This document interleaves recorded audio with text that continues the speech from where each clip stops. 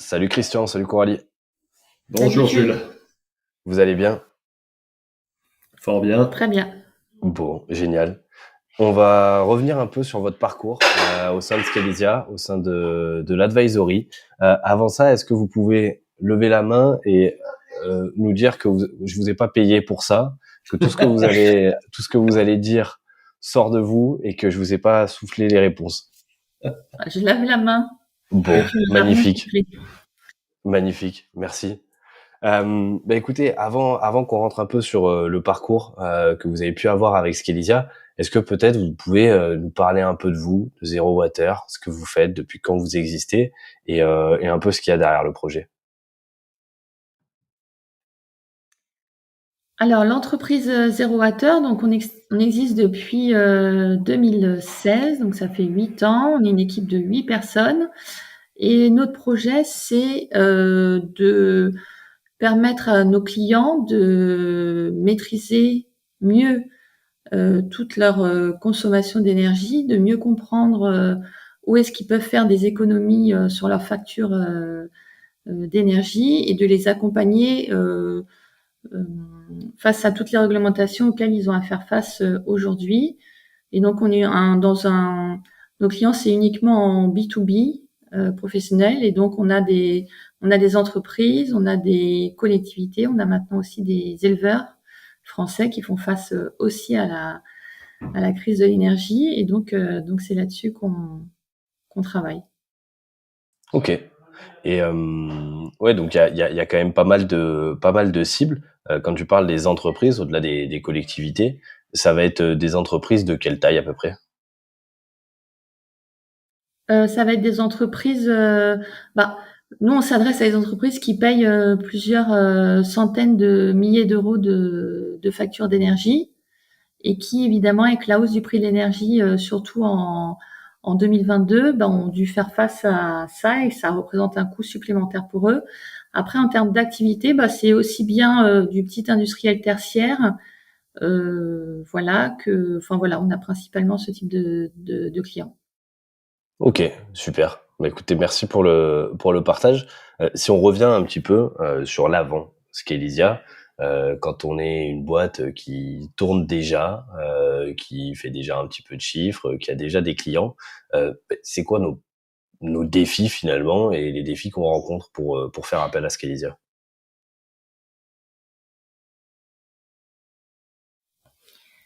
Les défis, le premier défi auquel on se heurte, compte tenu du fait qu'on a une croissance nous continue de à peu près 25% par an, c'est d'arriver à structurer cette croissance et en particulier à recruter les collaborateurs qui vont rentrer de notre projet et adhérer à notre projet d'entreprise.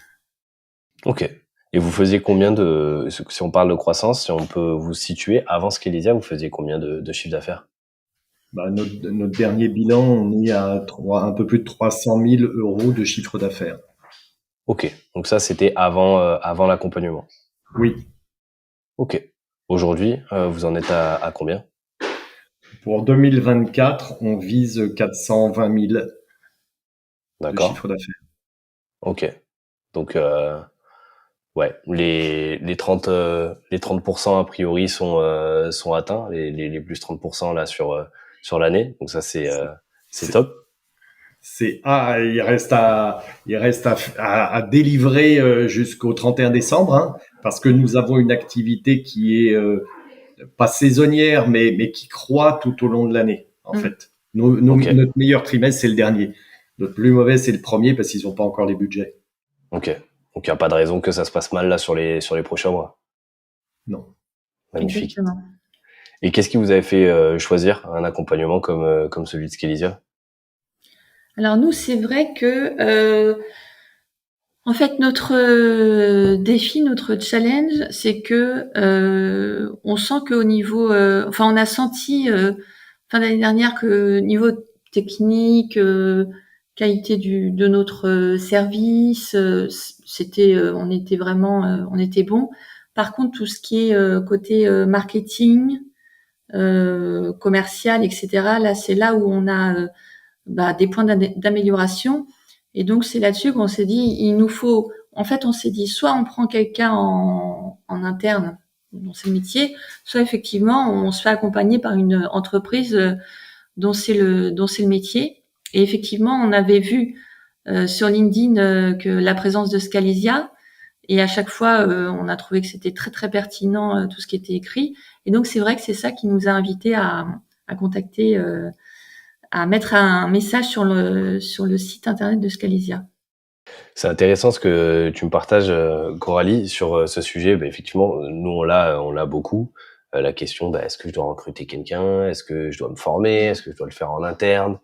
Si je recrute quelqu'un, qui je dois recruter? Qu'est-ce qui a fait que, à un moment donné, vous avez tranché sur le fait de vous dire, ok, on est à la tête, en gros, de la boîte, ou en tout cas, on est partie prenante de la croissance. On a besoin de se former sur ces thématiques-là. Qu'est-ce qui a fait que finalement que vous soyez parti sur ce choix?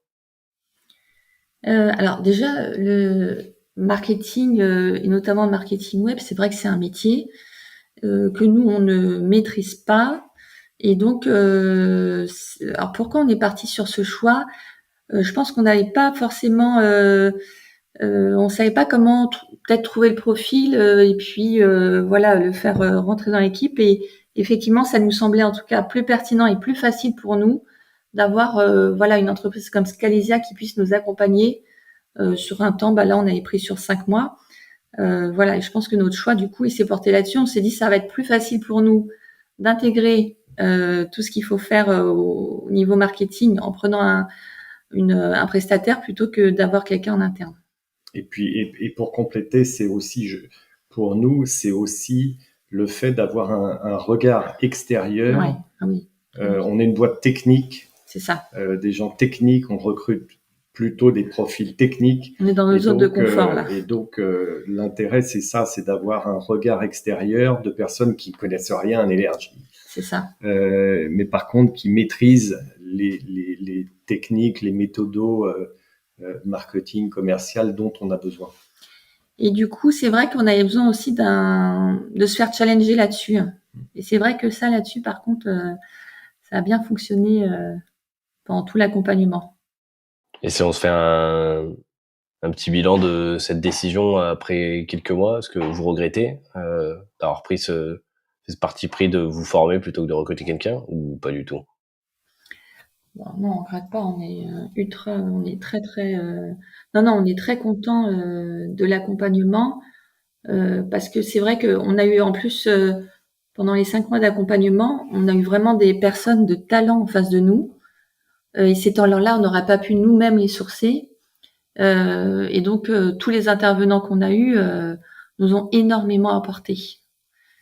Donc non, il n'y a aucun regret. On est vraiment vraiment hyper content. Ok. Qu'est-ce qui vous a le plus plu finalement pendant tout ce parcours? Parce que c'est vrai que c'est une décision qui est pas anodine et qui, je pense, permet de monter en compétence à la fois sur des parties techniques, mais aussi humainement en tant qu'entrepreneur, entrepreneuse ou porteur de projet. C'est aussi une aventure humaine, hein. Quand on se lance, c'est pas juste des points. Salut, on rencontre un freelance, on a lancé des campagnes d'acquisition. Il y a tout un environnement derrière. Donc là-dedans, qu'est-ce qui vous a le plus plu pendant votre parcours? Alors, moi, c'est clairement la qualité des intervenants. Ouais. C'est vrai, on était bluffés. C'est-à-dire que, et c'est pour nous qui sommes, ce que tu dois voir, j'imagine, avec la plupart de tes clients, nous, notre défi, c'est le temps. C'est gagner du temps. C'est vrai. Et d'avoir des gens efficaces, compétents, pédagogues en face, qui en 1 heure du temps t'expliquent un concept que tu n'as jamais vu de ta vie. Ça, c'est pour nous, moi, c'est vraiment un atout et c'est exactement. un point qui... Et en plus, qu'on disait que tous les intervenants, franchement, il n'y en avait pas un qui était moins bon que l'autre. Ils étaient tous, voilà, vraiment de talent, de qualité. Ouais. Et sur des sujets en plus sur lesquels on a besoin de travailler, d'avoir toute cette compétence. Ok. Merci pour les retours. Du coup, ça fait plaisir parce que c'est aussi pour ça qu'on bosse pour le coup. Donc c'est top. Il y a un sujet, Christian, dont tu viens de parler, c'est le temps. il y a beaucoup d'entrepreneurs que je vais rencontrer en amont de la vente qui vont me dire mais moi j'ai pas le temps de faire un accompagnement ou j'ai pas le temps d'intégrer ça. Euh, je vous rassure, quand on demande à n'importe quel entrepreneur est-ce qu'il a du temps, j'en connais aucun qui me répond oui, puisque de toute façon c'est le propre de l'entrepreneur de pas avoir de temps. Et pourtant, dans ce que tu as préféré dans l'accompagnement, c'est le fait d'en avoir gagné. Donc, qu'est-ce que tu dirais en fait à quelqu'un, à un entrepreneur ou une entrepreneuse aujourd'hui qui te dit, ben, moi j'ai pas le temps de me faire accompagner sur ces sujets-là. Moi, je lui dirais, en prenant mon expérience, si vraiment tu veux croître, vraiment tu veux développer, tu dois prendre le temps et cette méthode-là te permet de prendre moins de temps que ce qu'il te faudrait à le faire par toi-même. C'est la condition. Nous, c'est ce qu'on a constaté. C'est nécessaire pour croître, parce qu'ici on n'a pas ça, on n'y arrivera pas. Et donc, il faut y consacrer du temps. Ouais, c'est un mal nécessaire, quoi. Mais oui. De toute manière, c'est un temps que l'on perdra si on ne le fait pas. Pourquoi? Parce qu'il va falloir galérer pour aller chercher des clients, des contrats, et ça prend énormément de temps. Si on les fait arriver plus vite, on gagne du temps commercial, donc voilà, le bénéfice est là en fait. Et puis en plus, ce que je disais aussi, c'est bien, je trouve que ça nous a bien challengé, toute l'équipe. Et puis ça nous a permis aussi de nous remettre en question, de nous poser des questions et tu vois nous dire bon ça écoute ça roule donc tant mieux, mais par contre ça effectivement on voit bien que ça roule pas, qu'est-ce qu'on met en place, etc. Donc c'est bien ce regard extérieur en plus de Scalesia, ça nous permet nous aussi à l'entreprise Zero Water de grandir. Et donc voilà, que c'est.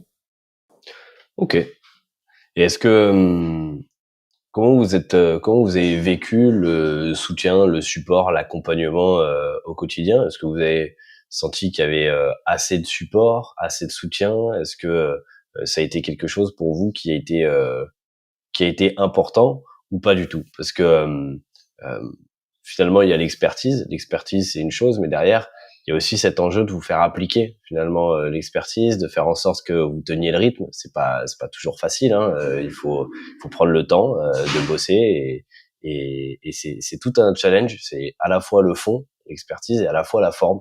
Vous faire appliquer ça. Est-ce que vous avez eu le sentiment qu'il y avait assez de soutien et que vous avez pu être accompagné, guidé là-dedans? Si c'est non, c'est non. Enfin, moi, tu me fais penser au travail de Mélanie là. Potentiellement. Potentiellement, ouais. Voilà. Moi, j'ai eu à plusieurs reprises à la solliciter sur ce volet-là, et encore dernièrement sur le sujet du process commercial. Et c'est vrai que voilà, elle était disponible et elle nous a proposé les bonnes solutions. Apporteuse de solutions, c'est exactement ce que j'allais dire. Oui, exactement. Donc oui. Évidemment, c'est important. On a la même chose vis-à-vis de nos clients et on leur dit toujours, n'hésitez, nous sommes là aussi pour ça. Donc, quand on le reçoit nous aussi, c'est effectivement vraiment positif. Oui, c'est vrai que effectivement, on a senti que dans la culture d'entreprise, on était pas mal aligné avec Scalesia, parce que c'est vrai qu'on est aussi focus client et qu'on essaye on essaye vraiment de faire le mieux qu'on peut pour eux, de leur apporter vraiment, d'être là pour eux, voilà. Et on a senti que Scalesia, vous étiez dans la même dynamique que nous, donc c'est vrai que on était très contents d'être alignés là-dessus avec vous. Et ça a été quoi les premiers effets que vous avez pu ressentir de l'accompagnement en interne chez Zero Water? Moi, le premier qui m'a vraiment surpris, et encore une fois par manque de compétences dans le domaine, c'est la restructuration de nos offres de A à Z. Si on regarde par rapport à il y a 6 mois, et donc maintenant je suis très à l'aise parce que je maîtrise le sujet, mais ça, c'est pour nous, enfin pour moi en tous les cas, en termes de compréhension et ensuite d'utilisation dans mon discours au quotidien. Là, on était tout à l'heure avec Fatih en train de préparer un prochain événement et on est complètement aligné là-dessus. On a nos offres, 1, 2, 3, c'est clair pour tout le monde. Donc ça, c'est voilà un exemple de vrai plus bonus.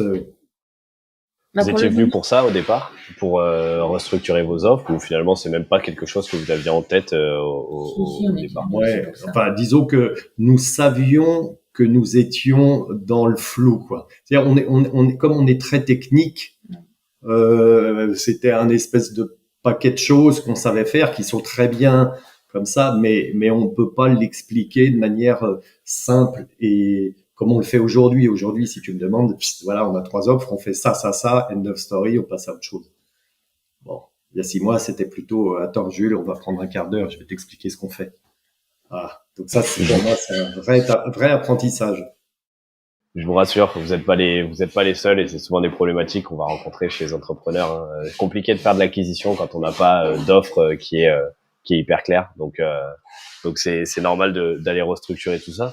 Et aujourd'hui, qu'est-ce que vous iriez dire, qu'est-ce que vous iriez recommander à un entrepreneur ou une entrepreneuse qui se tâte, qui sait pas si elle doit prendre un accompagnement Skillisia, qui sait pas si elle doit se faire accompagner, qu'est-ce que vous iriez lui dire?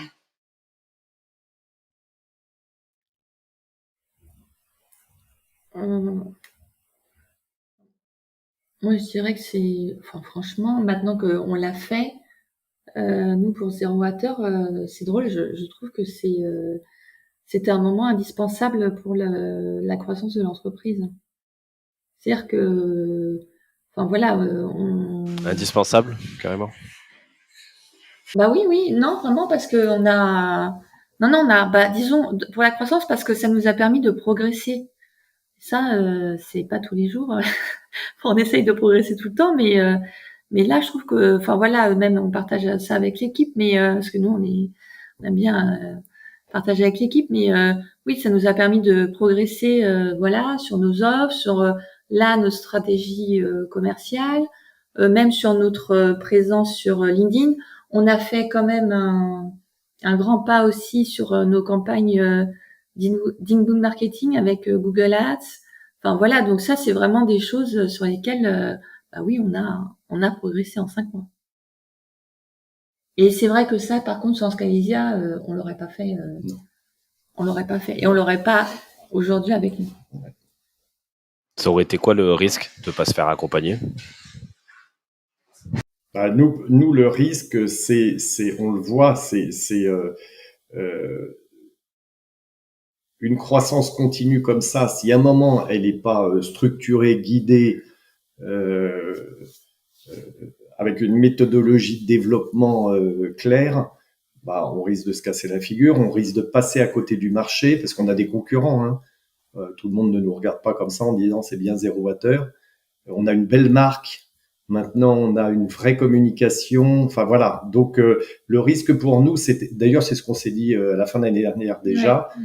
On peut pas continuer comme ça, comme des artisans dans notre garage. Il y a un moment, voilà, faut qu'on passe à un stade différent, qu'on devienne une vraie entreprise commerciale avec tout ce que ça implique. Bon alors par contre, évidemment, ça nous a permis de progresser, ça nous a aussi. Et c'est vrai qu'aujourd'hui, du coup, peut-être on voit plus en lumière, ça nous saute aux yeux en tout cas. Voilà, ce sur quoi il faut vraiment qu'on travaille d'arrache-pied, quoi. Voilà. Ouais, question de focus aussi, hein. C'est un vrai sujet. Hein. Il y a plein de personnes qui savent pas forcément sur quoi travailler, sur quoi bosser au quotidien. Et c'est tout l'idée en fait du travail qu'on vient faire au départ avec vous, quand on vient assimiler un peu l'entreprise, créer une roadmap, créer un plan d'action en fait sur les prochains mois pour que vous puissiez aussi avoir de la visibilité sur concrètement ce que vous allez devoir faire et que derrière, en fait, ce soit de l'opérationnel, quoi. On n'est plus qu'à baisser la tête et à dérouler. Donc merci pour ce retour. Merci pour ces différents partages. Je suis assez raccord avec tout ce que vous avez dit. Alors, Est-ce que c'est normal? Oui, en grande partie, puisque forcément vous avez dit du bien de nous, donc c'est ce qu'on essaye de ce qu'on essaye de laisser forcément aux personnes qu'on accompagne, mais on essaye aussi de laisser un état d'esprit. Et je ressens quand même cet état d'esprit dans le fait dans la volonté d'avancer, dans la volonté de mettre les choses en place, de se faire accompagner, de monter en compétences, de faire mieux systématiquement, d'investir aussi sur soi, parce que ben, je connais beaucoup de boîtes. Je connais aucune boîte qui est morte parce qu'elle a investi pour régler un problème. Par contre, j'en connais beaucoup qui sont mortes parce qu'elles n'ont pas investi pour régler le problème qu'elles avaient. Et ça déjà, ne serait-ce que de comprendre ça, parce que Zero Water, c'était pas une boîte qui faisait 1 million, 2 millions, 3 millions. Et investir 15, 20 000 euros dans un accompagnement, c'est pas une décision non plus anodine. Vous étiez pas il n'y a pas 500 000 euros de trésor sur le compte comme ça et c'est parti. Donc c'est forcément une décision importante pour vous. Donc félicitations pour ça. Félicitations d'en être arrivé là derrière, plus 30%. On est à plus 30% si on termine là la projection sur l'année. Je veillerai au grain à ce qu'on y arrive. Et c'est que le début parce que là vous avez vécu une phase de structuration, on a mis plein de choses en place et maintenant que ça c'est en place, ben ça va être tout le sujet de scaling. Donc le plus beau reste à venir. Je connais la complexité des conclusions. Est-ce que je vous épargne cette conclusion de votre côté ou est-ce que vous avez un petit dernier mot à dire? Attends, excuse-moi, je réfléchis. Pas de souci. Il y aura du montage. Non,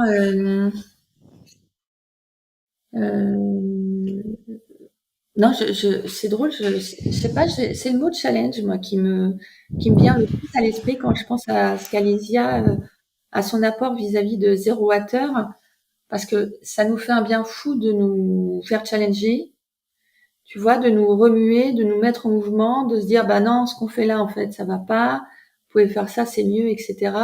Et du coup, voilà, je trouve que ça, c'est vraiment hyper positif de se faire challenger. Voilà. Pas mieux. Ouais.